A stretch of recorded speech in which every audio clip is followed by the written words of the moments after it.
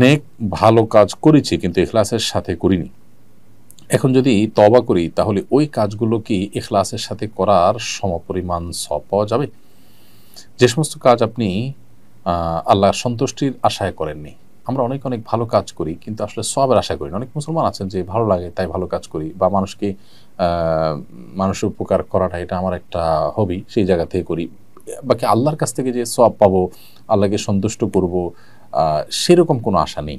এরকম যদি কেউ থাকেন তাহলে তিনি ওই কাজের জন্য আল্লাহ তাআলার কাছ থেকে আসলে সওয়াবের আশা করতে পারেন না।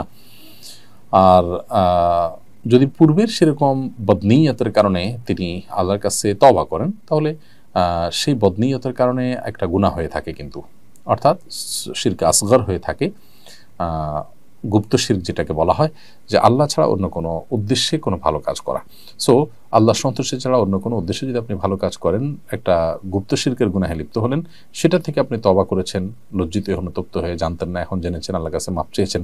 আশা করা যায় আল্লাহ তাআলা সেটা মাফ করে দিবেন। তবে সওয়াবের বিষয় হলো যে পরবর্তীতে আপনি যখন এরকম ফ্রেশ নিয়তে, আল্লাহকে খুশি করার নিয়তে আল্লাহর কাছে সওয়াব প্রাপ্তির আশায় কোনো ভালো কাজ করবেন, তখন আপনি আল্লাহর কাছ থেকে তার বিনিময়ে সওয়াব পাবেন ইনশাআল্লাহু তাআলা।